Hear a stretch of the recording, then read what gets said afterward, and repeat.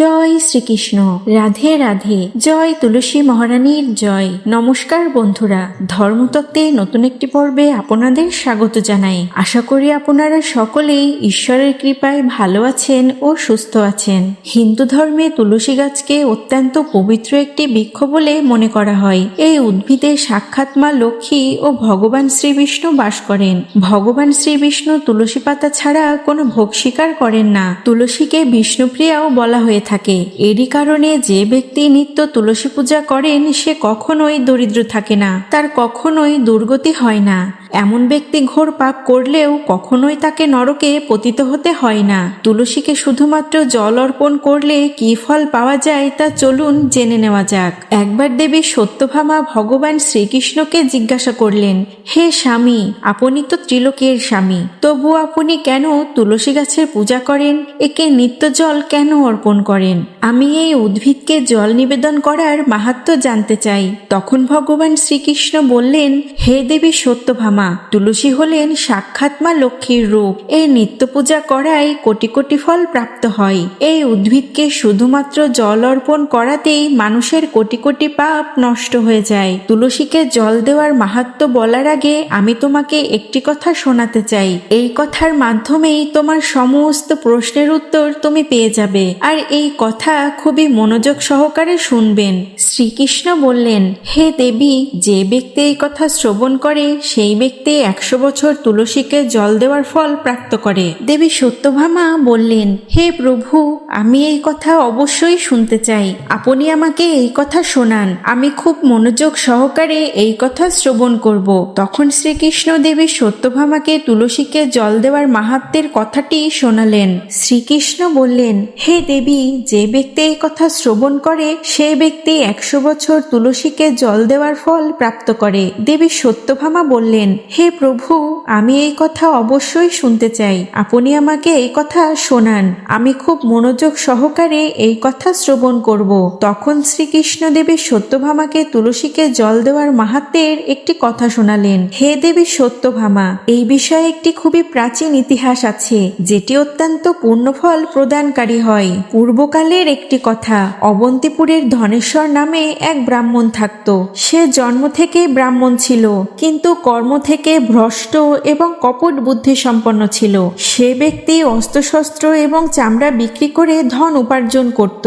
এছাড়াও সে সর্বদা মিথ্যা কথা বলতো। তার মন সব সময় খারাপ কাজেই লিপ্ত থাকত। সে চুরি, পরস্ত্রী কাতরতা এবং আরো খারাপ খারাপ কাজে যুক্ত থাকত। সেই ব্রাহ্মণ কখনো পুণ্যকর্ম করেনি, কখনো শাস্ত্র অধ্যয়ন করেনি, এছাড়াও পুজোপাঠও করেননি। সর্বদাই নিজের মন অন্যের ধন সম্পত্তিতেই লাগিয়ে রাখত। সে দিনে ধন উপার্জন করত এবং রাত্রে ভ্রষ্ট নারীদের উপর ওই ধন নষ্ট করে আসত। এই প্রকারে সে অত্যন্ত পাপী ধনেশ্বর ব্রাহ্মণ নিজের জীবন শুধু পাপকর্ম করতেই ব্যথিত করত। এই ব্যক্তি নিজের মুখ থেকে কখনো ভগবান শ্রীবিষ্ণুর নাম পর্যন্ত নেননি, আর না কখনোই দেবী দেবতার পুজো করেছিল। এ প্রকারে পাপকর্মে রত সে অনেক বছর কাটিয়েছিল। অনেক দিন কেটে যাওয়ার পরে সেই ব্রাহ্মণ ব্যবসা করার উদ্দেশ্যে মহিষ্মতি নগরে উপস্থিত হলো। এই নগরের পাশ দিয়েই নর্মদা নদী প্রবাহিত হতো। সেই স্থানে সেই নদীতে স্নান করার উদ্দেশ্যে দূর দূর থেকে লোকেরা আসে। সেই ব্রাহ্মণ ওই নদীর কিনারায় একটি আশ্রমে থাকতে শুরু করলো। সেই আশ্রমে অনেক বিদ্বান ব্যক্তিরা থাকতেন এবং সেখানে শাস্ত্রের পাঠন পঠনও হয়ে থাকত। এখানে থাকা সমস্ত বিদ্বান ব্যক্তিরা ভগবান বিষ্ণুর স্তুতিতে মগ্ন থাকতেন। সেই পাষণ্ডী ধনেশ্বরও ওদের সঙ্গে নাটক করতে থাকলো এবং তাদের সঙ্গে সেখানে থাকতে লাগলো। এত বিদ্বান ব্যক্তিদের সঙ্গে থাকার জন্য সেও শ্রীহরির নাম সংকীর্তনে অবসর পেত। সেই ব্রাহ্মণ সেই স্থানে 1 মাস পর্যন্ত থাকলো। সেখানে থাকা ব্রাহ্মণদের ভোজন করালো। তখন ওই পাপী ব্রাহ্মণও তাদের সঙ্গে বসে ভোজন করলো এবং ভগবানের প্রসাদ গ্রহণ করলো। সেখানেই সেই আশ্রমে একটি তুলসী মঞ্চ ছিল। সেই ব্রাহ্মণ নিজের অজান্তেই সেই তুলসী মঞ্চে তুলসী গাছে জল অর্পণ করত। তার মনে কোনো বিচার ছিল না যে সে কি করছে। সেই ব্রাহ্মণ রোজ সকালে উঠে স্নানাদি সম্পন্ন করে সেই তুলসী গাছে জল অর্পণ করত। হঠাৎই একদিন সে যখন আশ্রমে বিশ্রাম করছিল, তার সামনে একটি সাপ এসে পড়ল। সাপটি তাকে ঘুমের মধ্যেই কামড়ে দিল এবং সেই ব্রাহ্মণটি সেখানেই মারা গেল। সকালে যখন অন্য ব্রাহ্মণরা তাকে মৃত অবস্থায় দেখল, তখন তারা তার মুখে জল দিল এবং মুখে তুলসী পাতাও দিল। সেই ব্রাহ্মণের মৃত্যুর পর সেখানে যমদূত প্রকট হলেন এবং সেই পাপী ব্রাহ্মণকে ধরে যমালয়ে নিয়ে যেতে থাকলো। রাস্তায় যেতে যেতে সেই পাপী ব্রাহ্মণ বিলাপ করতে থাকলো। সে যমদূতকে বলতে লাগলো, হে যমদূত, তোমরা আমাকে কোথায় নিয়ে যাচ্ছ? আমার মৃত্যু কোন কারণে হয়েছে? তখন যমদূত বলল, আরে দুষ্টু ব্রাহ্মণ, তুই জন্ম থেকে মৃত্যু পর্যন্ত অনেক পাপ কর্ম করেছিস। তোর পাপের কারণেই একটি কালো সাপ কামড়ে দিয়েছে এবং তোর মৃত্যু হয়ে গেছে। এখন আমরা তোকে যমলোকে নিয়ে যাচ্ছি। সেখানে উপস্থিত যমরাজ তোর পাপকর্মের লেখাজোখা দেখবে এবং নিশ্চিত রূপে তিনি তোকে নরকে পতিত করবেন। ব্রাহ্মণ জোরে জোরে মিনতি করতে লাগলো এবং সেই যমদূতদের কাছে ক্ষমা মার্জনা করতে লাগলো, কিন্তু যমদূতেদের তার উপর কোনো দয়াই হলো না। তারা তাকে ধরে যমালয়ে যমরাজের সম্মুখে নিয়ে এলেন। তখন যমদূতেরা সেই ব্রাহ্মণকে নিয়ে যমরাজের কাছে গেলেন। তখন চিত্রগুপ্ত তার সমস্ত জীবনের লেখাজোখা বের করলেন এবং যমরাজকে বলতে লাগলেন, হে যমরাজ, এই ব্যক্তি তো জন্ম থেকে মৃত্যু পর্যন্ত শুধু পাপই করেছে। এই ব্যক্তি তো সারা জীবনেও কোনো পুণ্যকর্ম করেননি। একে অল্পকাল পর্যন্ত নরকে পতিত করা হোক। তখন যমরাজ বললেন, হে দূত, জীবনভর পাপকর্ম করা এই ব্যক্তিকে নরকে নিয়ে যাও এবং একে কুম্ভীপাক নামক নরকে পতিত করো। যমরাজের আদেশ পালন করতে গিয়ে সেই যমের দূতেরা হাসতে হাসতে কুম্ভীপাক নামক নরকে নিয়ে গেল। ওই ভয়ঙ্কর নরকে ফুটন্ত তেলের ঘড়া ছিল, যার নিচে ভয়ঙ্কর ধরনের আগুন জ্বলছিল এবং এরপর যমদূতেরা সেই ব্রাহ্মণকে ফুটন্ত তেলে সেই কড়াইতে ফেলে দিল। কিন্তু যখনই সেই ব্রাহ্মণ সেই ফুটন্ত তেলের ঘড়ায় পড়ল, সেই তেল একেবারেই ঠান্ডা হয়ে গেল। এই বিচিত্র ঘটনা দেখে যমদূত অত্যন্ত অবাক হলেন এবং সে তাড়াতাড়ি যমরাজের কাছে পৌঁছে গেলেন এবং এই সংবাদ তাকে জানালেন।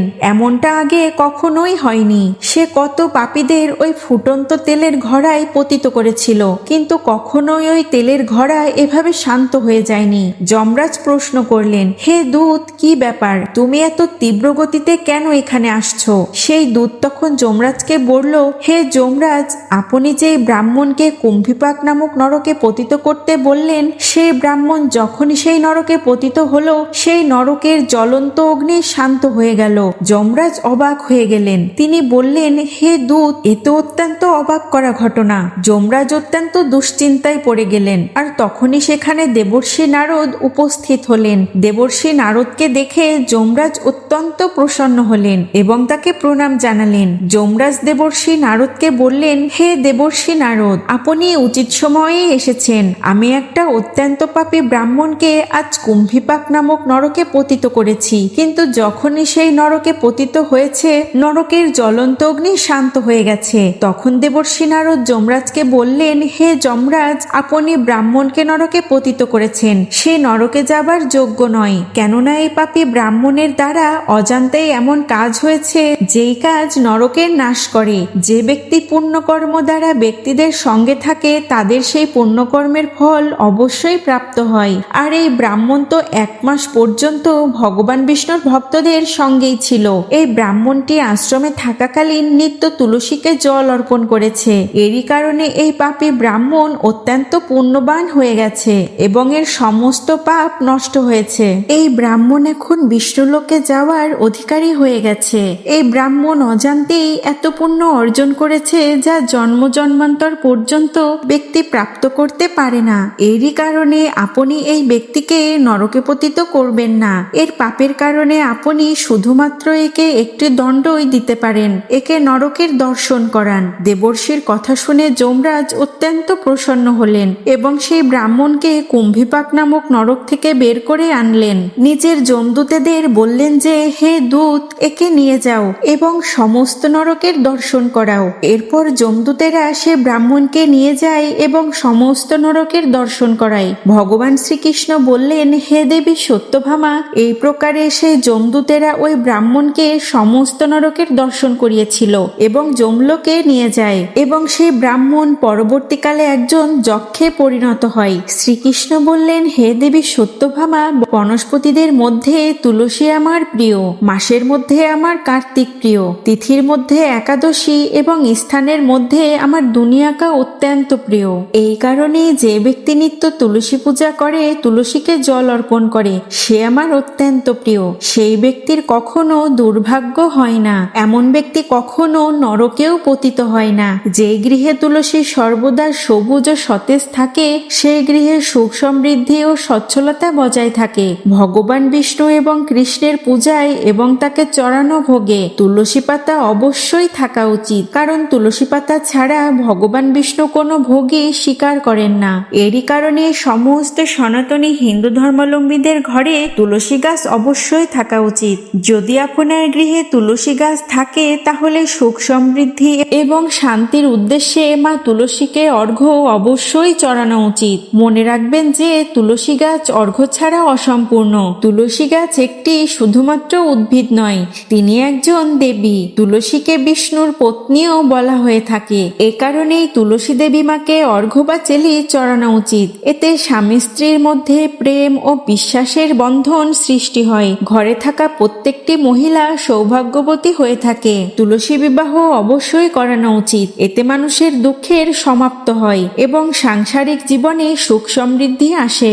গৃহে তুলসী গাছ কখনোই শুকাতে দেওয়া উচিত নয়। শাস্ত্রে একে অত্যন্ত খারাপ বলে মনে করা হয়। গৃহে তুলসী গাছ শুকিয়ে গেলে গৃহের সুখ সমৃদ্ধি সমাপ্ত হয়। শাস্ত্র অনুসারে মাসিক ধর্ম চলাকালীন মহিলাদের তুলসী গাছে জল অর্পণ করা উচিত নয় এবং এই সময় তুলসী গাছকে কখনোই স্পর্শ করা উচিত নয়। এছাড়াও স্নান না করে এবং পায়ে জুতা পরে কখনোই তুলসীতে জল দেওয়া উচিত নয়। তুলসী গাছে জল অর্পণ করার সময় এটা খেয়াল রাখতে হবে যে সেই জল যেন আপনার পায়ে কখনোই না পড়ে, এতে তুলসী দেবীর অপমান করা হয়। শ্রীকৃষ্ণ বললেন, নিত্য তুলসীর দর্শনে মানুষের স্বর্গপ্রাপ্তি ঘটে এবং তুলসী পাতা সেবন করলে সেই ব্যক্তির সমস্ত পাপ নষ্ট হয়ে যায়। তুলসী গাছ সবসময় গৃহের সামনেই লাগানো উচিত। তুলসী মঞ্চের পাশে শালিগ্রাম শিলা অবশ্যই রাখা উচিত। তুলসী মঞ্চে শালগ্রাম শিলা রাখলে এর শুভ প্রভাবে আপনারা আরো বেশি করে পেয়ে থাকবেন। শালগ্রাম শিলাকে ভগবান বিষ্ণুর নিরাকার রূপ হিসেবে গণ্য করা হয়। এটি একটি কালো রঙের পাথর। এটিকে বিলক্ষণ মূল্যবান বলে মানা হয়। এই শালগ্রাম শিলাকে যদি আপনারা তুলসী বেদিতে রাখেন তাহলে আপনার গৃহ থেকে সমস্ত নেগেটিভ এনার্জি দূরীভূত হবে। গৃহে কেবল একটাই শালগ্রাম শিলার পুজো করা উচিত। তাই এই শিলাটিকে হয় তুলসী গাছের গোড়ায় রাখবেন, নয়তো নিজের মন্দিরে রাখবেন। পুরাণে উল্লেখ করা আছে যে ভগবান বিষ্ণুর মূর্তির চেয়ে অনেক বেশি গুণকারী হলো শালগ্রাম শিলা। প্রতিদিন শালগ্রাম শিলায় সামান্য চন্দনের তিলক দিয়ে তাতে তুলসী পাতা অর্পণ করুন। পারলে প্রতিদিন শালগ্রাম শিলাটিকে পঞ্চামৃত দিয়ে স্নান করানো উচিত। তবে যদি রোজ পঞ্চামৃত দিয়ে স্নান করানো না যায় তবে প্রতিদিন গঙ্গা জল দিয়ে অবশ্যই শালগ্রাম শিলাটিকে স্নান করানো উচিত। এমনটা করলে সমস্ত জন্মের পাপ নষ্ট হয়। তো বন্ধুরা, এই প্রকারে ভগবান শ্রীকৃষ্ণ সত্যভামাকে তুলসী গাছে জল দেওয়ার মাহাত্ম্য বর্ণনা করেছিলেন এবং গৃহে তুলসী লাগানোর নিয়ম বর্ণনা করেছিলেন। আপনাদের এই পৌরাণিক কাহিনীটি কেমন লাগলো আমাদের কমেন্ট করে তা অবশ্যই জানাবেন। তথ্যটি যদি আপনাদের ভালো লেগে থাকে তাহলে আমাদের ভিডিওতে অবশ্যই একটি লাইক করবেন এবং কমেন্টে আপনার মতামত অবশ্যই জানাবেন, কারণ আপনার মূল্যবান মতামত আমাদের কাছে খুবই গুরুত্বপূর্ণ।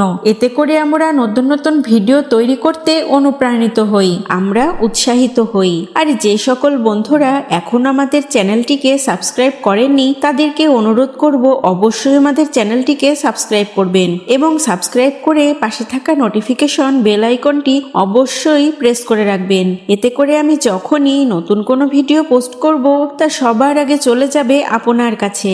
আর আপনি এরকম ধর্মীয় বিভিন্ন রকম তথ্য খুব সহজেই জানতে পারবেন আমাদের চ্যানেলের মাধ্যমে।